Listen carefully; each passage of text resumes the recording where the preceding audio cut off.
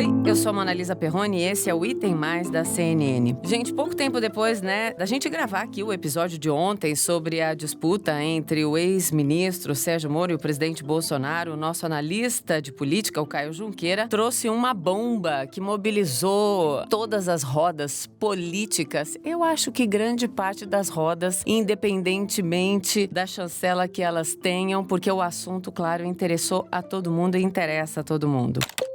A CNN tem acesso ao depoimento de Sérgio Moro, já está aqui nas nossas mãos. Quem teve acesso foi Caio Junqueira, que vai trazer aqui em primeira mão os detalhes deste depoimento que foi feito, como eu explicava agora, Caio, no sábado, 8 horas de depoimento.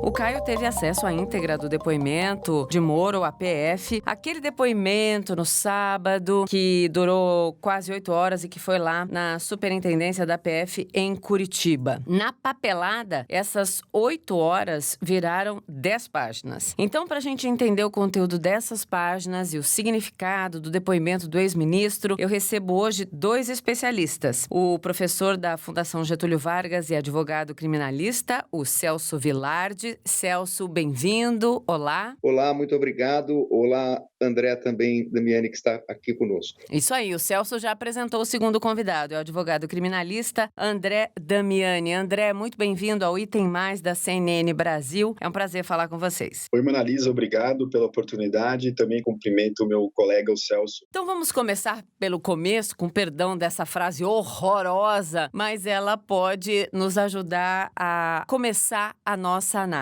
Primeira delas, por que tem tanta gente dizendo que se esperava um depoimento bombástico, cheio de revelações essas que poderiam impactar demais o futuro do governo Jair Bolsonaro, mas que o que foi dito ali pelo ex-ministro Sérgio Moro não foi nada tão relevante assim? Bem, eu acho que essa expectativa, ela veio trazida por diversas notícias que diziam que o ex-ministro ia apresentar gravações. Eu confesso que a mim não surpreendeu o depoimento do ex-ministro Sérgio Moro. Eu, inclusive, estive com vocês na CNN na semana passada e disse que o que eu esperava era uma confirmação por parte do ex-ministro da interferência política na Polícia Federal, mas não esperava a revelação de quaisquer crimes, até porque, em circunstâncias passadas, se o ministro revelasse qualquer tipo de crime, ele poderia também, ministro Moro, ter problemas com relação à questão do crime de prevaricação. Então, eu acho que o depoimento foi um depoimento técnico que efetivamente trouxe uma confirmação do que ele chamou de interferência política e ponto final. Não trouxe nenhuma revelação a respeito de outros delitos que foram cogitados, como a questão de obstrução de justiça, coação no curso de processo, advocacia administrativa. O que o ministro fez foi confirmar a sua fala quando se desligou do Ministério da Justiça. Concordo com o professor Celso Vilardi, realmente um depoimento bastante morno e bastante defensivo. Se percebe um primeiro objetivo de não se comprometer, de ratificar uma versão que já foi dada às mídias e aos veículos, e não se apresentam grandes elementos ou grandes indícios no sentido de corroborar uma interferência efetiva, uma interferência concreta. Da narrativa do ex-ministro Moro se percebe uma cogitação, ou se imputa ao presidente uma cogitação de uma futura interferência quando houvesse a troca do diretor-geral. Agora, uma pergunta para os dois também. Como é que alguém pode achar que vai trabalhar para o governo de Jair Bolsonaro pelo que ele sempre mostrou durante a campanha e vai achar que não vai ter interferência? Ele proclama a todo momento que interfere em tudo, até porque ele pode interferir nos ministérios, ele fala, ele é o chefe, ninguém é indemissível. Nenhum ministro meu é indemissível, nenhum. Como é que alguém pode ter esse pensamento pueril diante de alguém que se manifesta em várias questões, como o presidente Jair Bolsonaro? Eu acho que, efetivamente, pelo que disse o presidente no passado, pelo que vem dizendo atualmente, realmente não há nenhuma expectativa de trabalhar com ele, né, sem qualquer interferência. Mas eu acho que existe aí 2 questões, no meu modo de ver, que são 2 questões bastante distintas. Uma questão é a questão relativa a um crime comum, que seria a obstrução obstrução de justiça, advocacia administrativa, ou mesmo uma coação no curso do processo. Isso realmente no depoimento não há uma acusação específica, até porque não se trata de um caso específico relativo a uma obstrução que pudesse ensejar um crime comum. Outra coisa é que o presidente da República tem efetivamente direito de interferir nos ministérios, nas decisões políticas, mas penso eu, que isso não se aplica à questão da Polícia Federal. Não se pode interferir politicamente na Polícia Federal, porque a Polícia Federal é uma polícia de Estado e não uma polícia de governo. Então, eu, apesar de achar que o depoimento não trouxe nenhum crime comum, acho, sim, grave a confirmação, corroborada por elementos de prova, de que houve uma tentativa clara de interferência na cúpula da Polícia Federal, porque isto, por mais que o presidente queira interferir nos seus ministérios, ele interfere, inclusive, na política sanitária, no Ministério da Saúde, como nós vimos, na questão da Polícia Federal, isso é muito perigoso quando estamos tratando de mudar delegados ou a chefia da Polícia Federal em relação à interferência ou uma tentativa de interferência em investigações que são praticadas de ofício ou por determinação do Supremo Tribunal Federal, como é o caso do WhatsApp que ele mostrou em relação à questão da queda, dizendo que estavam investigando políticos ligados à base bolsonarista. E isso eu acho que é grave, embora não seja um crime comum, é uma conduta grave do presidente da República, no meu modo de ver. Mona Lisa, a suposição de que o presidente não teria um papel ativo em interferir, em buscar informações, realmente se mostrou um sonho de uma noite de verão. Com certeza, o presidente tem o direito de, no atacado, buscar informações, buscar o comportamento das instituições, até mesmo para avaliá-las. Outra coisa bem diferente é, no varejo, buscar interferir em esta ou aquela investigação, buscar que uma investigação específica acelere ou que ela seja engavetada. Sem dúvida, essa afirmação do ex-ministro Moro, ela é bastante grave e, com certeza, autoriza a continuação de uma investigação ainda detalhada, com novos elementos, oitiva de ministros, requisição de audiovisual, de gravações, de reuniões, para que se verifique se realmente uma certa investigação específica ou uma certa apuração tinha o objetivo do presidente em retardá-la, acelerá-la ou mesmo engavetá-la. No depoimento do ex-ministro Sérgio Moro, e algo que até já foi proferido pelo presidente Jair Bolsonaro, está muito clara a preocupação do presidente em relação à superintendência da PF no Rio de Janeiro. E as aspas, atribuídas ao presidente, ditas pelo ex-ministro, são as seguintes: você tem 27 superintendências, eu só quero uma, a do Rio. O presidente da República, segundo o Moro no seu depoimento, que a gente obteve aqui com exclusividade, ele forçava muito a mão para a Superintendência do Rio de Janeiro. Para os outros órgãos todos do Ministério da Justiça, o Moro só cita essa questão. Eu só quero uma, juridicamente, pode significar o quê? Em primeiro lugar, na verdade, eu acho que nesse ponto há que se reconhecer a postura correta do ex-ministro Moro. Na verdade, a superintendência é um cargo de confiança de quem está no comando da Polícia Federal. E, portanto, como ficou comprovado, o ministro Moro não nomeou superintendentes. Quem o fez foi o diretor-geral da Polícia Federal, o então diretor-geral da Polícia Federal. E essa questão de querer uma superintendência para si é algo que passa a trazer a Polícia Federal para uma polícia, como eu já disse aqui na minha intervenção passada, como uma polícia de governo. E a Polícia Federal não é uma polícia de governo, não se nomeia pessoas para se obter qualquer tipo de informação. Aliás, outra frase do presidente que, no mínimo, é de uma infelicidade atroz, é a frase que diz respeito a querer obter destas pessoas de confiança na Polícia Federal relatórios de inteligência. Que relatórios de inteligência são esses? O relatório de inteligência que a Presidência da República pode obter é da ABIN. Agora, a Polícia Federal tem uma diretoria de inteligência. E as informações de diretoria da inteligência da Polícia Federal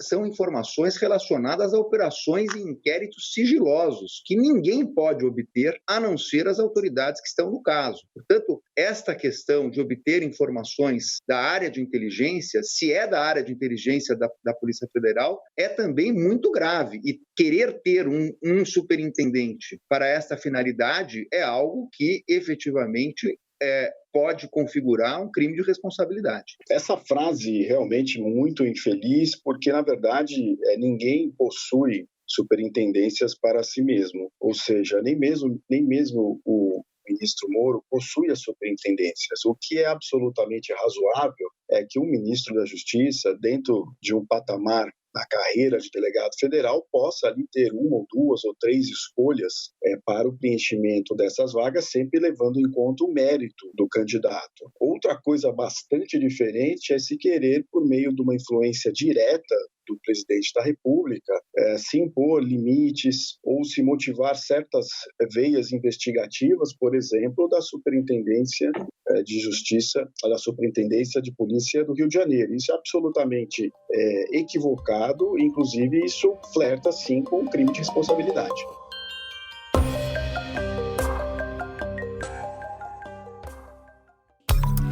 Agora, vamos pensar nos últimos capítulos dessa história, os depoimentos, de 3 ministros palacianos generais, depoimentos esses que, se eles não justificarem a ausência de uma maneira plausível, não sei se a palavra está certa, vocês me corrijam depois, eles podem ser levados coercitivamente para prestar depoimento. 3 generais, ministros do governo, se não se explicarem no prazo determinado, serão levados à força a prestar depoimento. Tudo isso consequência das declarações feitas pelo ex-ministro Sérgio Moro. E também a Justiça Federal deu 72 horas para que o presidente explique a mudança ali na superintendência da PF no Rio. O Supremo Tribunal Federal autorizou o depoimento de 3 ministros do governo. São eles Luiz Eduardo Ramos, da Secretaria do Governo, Augusto Heleno, do Gabinete de Segurança Institucional e também Braga Neto, da Casa Civil.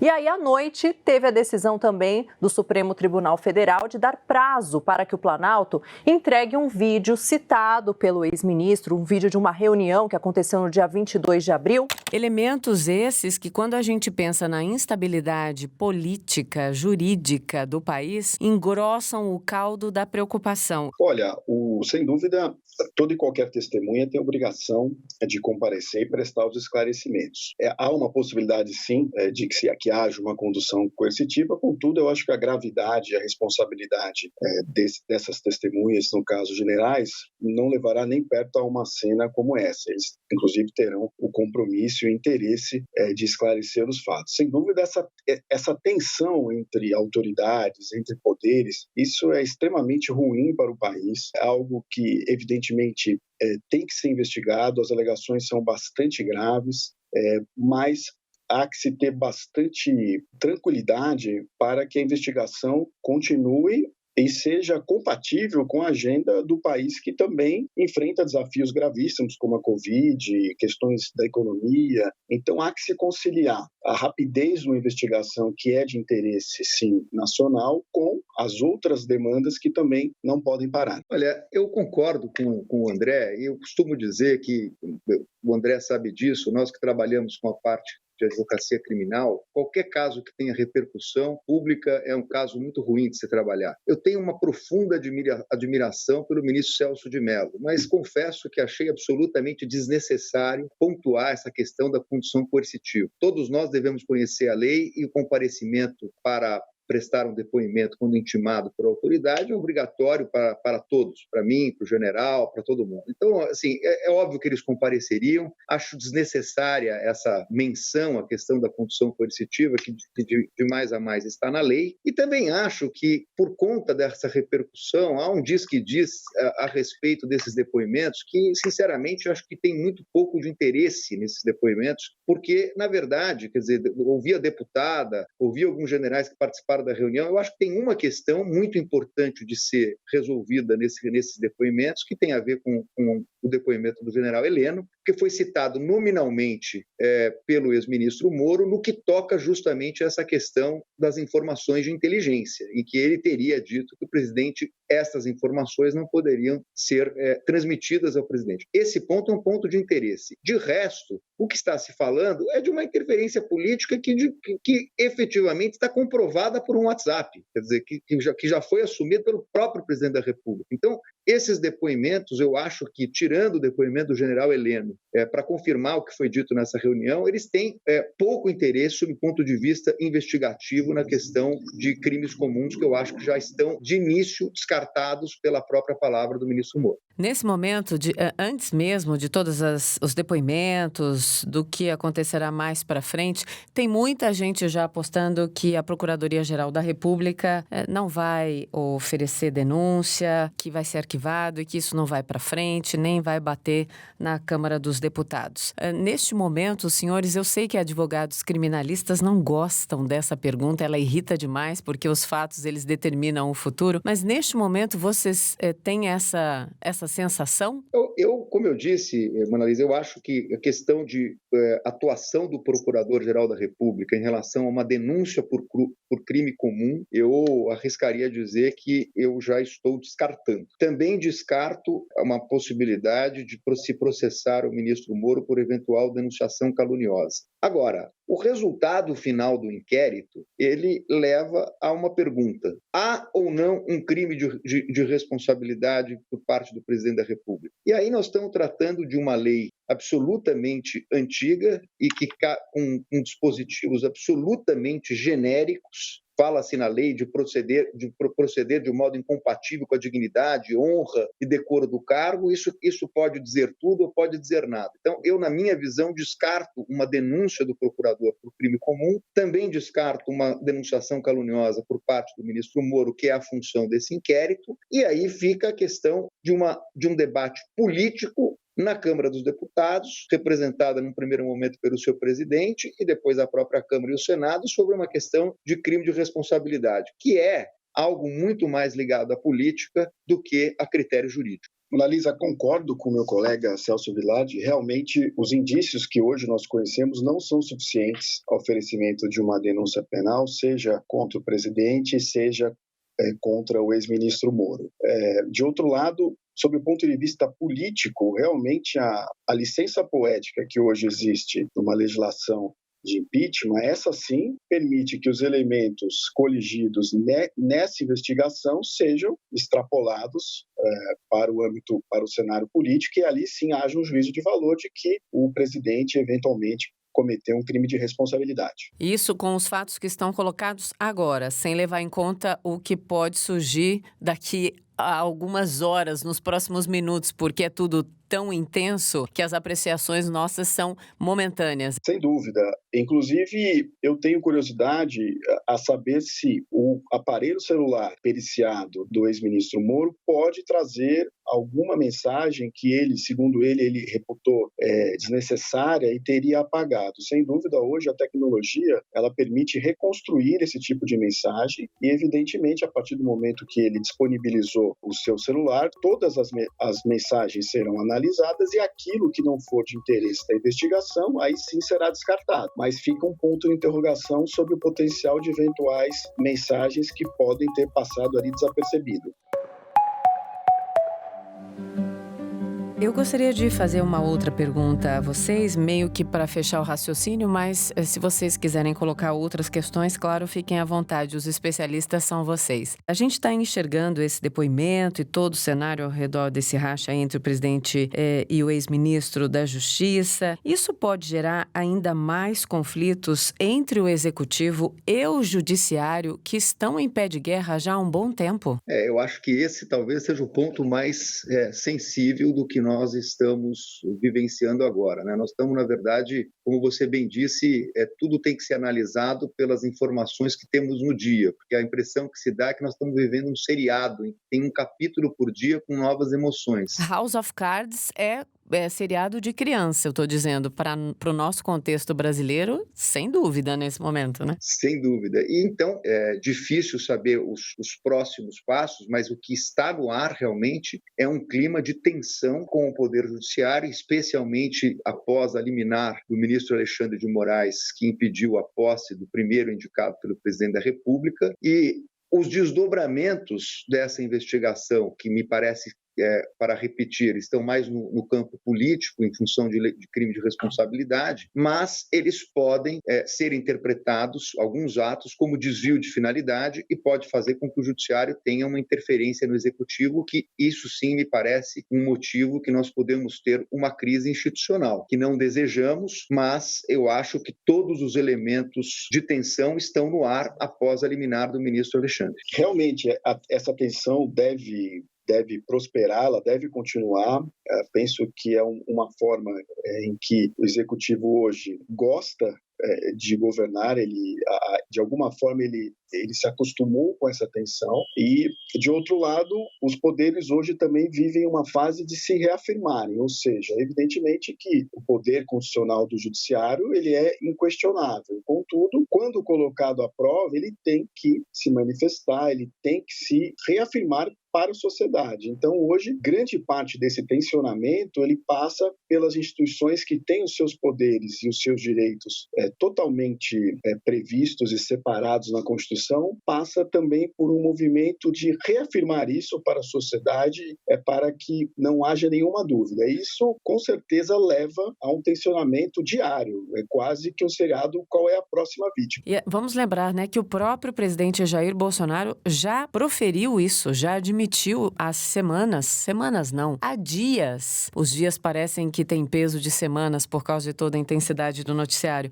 O presidente disse, por muito pouco não teve um conflito institucional. Essa frase é dele. Ou seja, está tudo muito, muito tenso e imprevisível, infelizmente, nesse momento. Eu acho que o clima de crise institucional está no ar, mas eu, sinceramente, espero que o presidente retroceda nessa afirmação, porque numa democracia, o judiciário fala por último e, às vezes, até erra por último. Mas não tem outra solução, porque o judiciário não age de ofício, ele é provocado, né? As decisões dos ministros estão relacionadas o direito de petição que os cidadãos têm junto à Suprema Corte. Portanto, na verdade, o judiciário, quando acha que há um desvio de finalidade, ele tem que agir. É melhor que haja, como eu tenho sempre dito, pelo seu colegiado e não por decisões monocráticas. Mas, tomando a decisão, eu acho que o presidente tem que cumprir, e se não cumprir, a crise institucional será agravada, e eu acho que a situação do presidente também se agrava. André? O que se espera é que o judiciário continue atuando, continue, evidentemente, se manifestando sempre que chamado a decidir, e que nos próximos dias aí haja uma diminuição no ímpeto do executivo de um conflito aberto. Me parece que a nomeação do atual diretor-geral da Polícia Federal pode prosperar.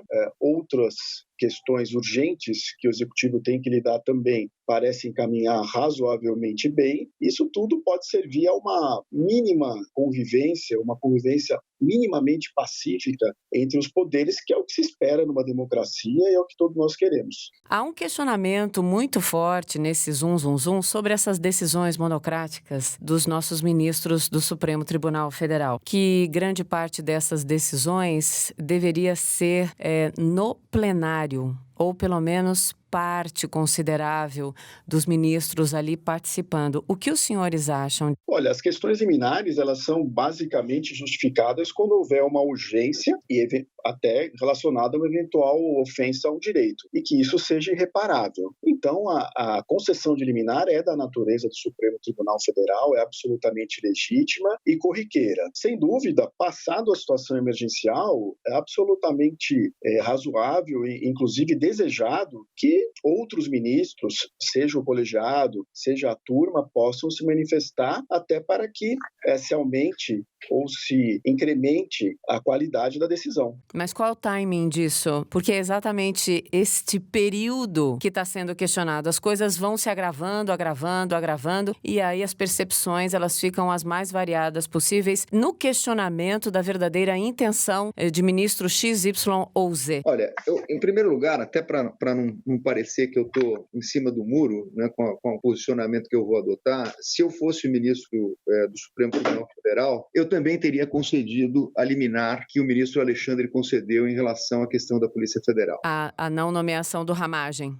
Que é imensa, não por ele, Ramagem, porque parece que é um delegado extremamente sério, mas pelo conjunto da obra que foi trazido pelo ministro Moro. Agora, questão liminar, ela tem que ser decidida monocraticamente, porque, nesse caso, por exemplo, ou você impede a posse, ou a posse já se formalizou e aí a ação perde. Então, a liminar, ela deveria ser concedida monocraticamente, como foi, mas há um instrumento que é uma liminar ad referendum do plenário.